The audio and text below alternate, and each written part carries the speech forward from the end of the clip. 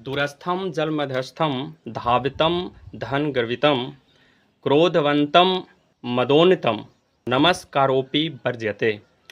मैं आचार्य उज्ज्वल तिवारी आज इस चीज़ पे चर्चा करेंगे कि कब किसे प्रणाम करना चाहिए और कब किसे नहीं। और इस श्लोक में भी कहा गया है कि जो व्यक्ति आपसे दूर हो या फिर आप जब किसी व्यक्ति से दूर हों या फिर आप जल में स्नान कर रहे हों या फिर आप दौड़ रहे हों या चल रहे हों, तो वैसे अवस्था में आपको प्रणाम नहीं करना चाहिए। साथ ही साथ यदि कोई व्यक्ति को धन का नशा हो, साथ ही जो धन के नशा से चूर हो और क्रोध युक्त हो, नशे से धूर्त हो या पागल हो, वैसे व्यक्ति को प्रणाम करना वर्जित है।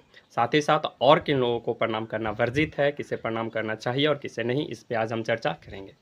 तो जब भी आप किसी मंदिर के प्रांगण में हो, तो वैसे स्थिति में आप किसी भी अपने रिश्तेदार या बड़े सगे संबंधियों को प्रणाम कदापि ना करें, ऐसा कहा गया है। साथ ही अगर कोई भी व्यक्ति मंदिर में या कहीं भी जाप कर रहे हों, तप कर रहे हों, तो वैसे अवस्था में भी किसी को प्रणाम नहीं करना चाहिए।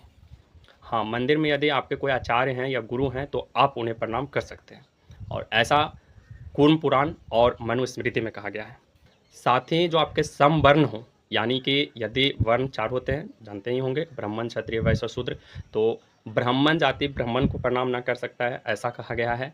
और बंधु सखा यानी कि अपने दोस्त यार को कभी प्रणाम नहीं करना चाहिए, नहीं किया जाता है। ज्ञान वृद्ध व्यक्ति को, यानी जो महापुरुष हैं, आचार्य हैं, तो वैसे व्यक्ति को भी प्रणाम नहीं करना चाहिए। जो बुजुर्ग हों, यानी आपसे ज़्यादा बड़े हों या फिर बुजुर्ग हों, बहुत ज़्यादा उम्र दराज व्यक्ति हों, तो उनको भी प्रणाम नहीं करना चाहिए कभी।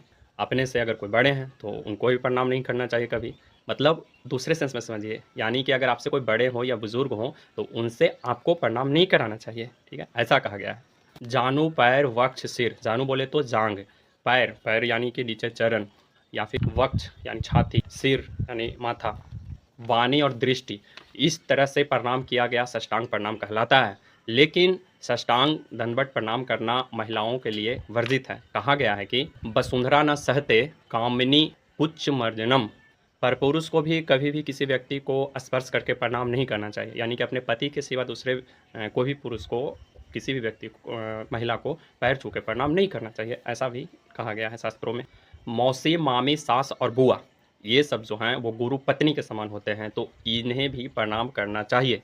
बहुत जगह बहुत लोग जो है कहा जाता है कि सास ससुर को नहीं प्रणाम करते हैं या नहीं गोड़ छूने देते हैं दामाद को, तो ऐसा नहीं करना चाहिए। ऐसा हालांकि दामाद से पैर नहीं छुआना चाहिए, ससुर पे लागू होता है, पर सास को हमेशा पैर छूना चाहिए, ये दामाद को चाहिए। हाँ, यदि गुरु पत्नी युवावस्था में हो यानी युवती हो, तो उस युवती को, अपनी गुरु पत्नी को कभी भी स्पर्श करके पैर नहीं छूना चाहिए। शमशान से लौटते हुए किसी व्यक्ति को भी प्रणाम नहीं करना चाहिए। यदि कोई व्यक्ति शमशान से लौट रहे हों तो वैसे अवस्था में प्रणाम नहीं किया जाता है। भोजन करते समय भी किसी व्यक्ति को प्रणाम नहीं करना चाहिए। हाँ, नास्तिक या कृतज्ञ अगर कोई व्यक्ति हो तो वैसे व्यक्ति को भी प्रणाम नहीं किया जाता है।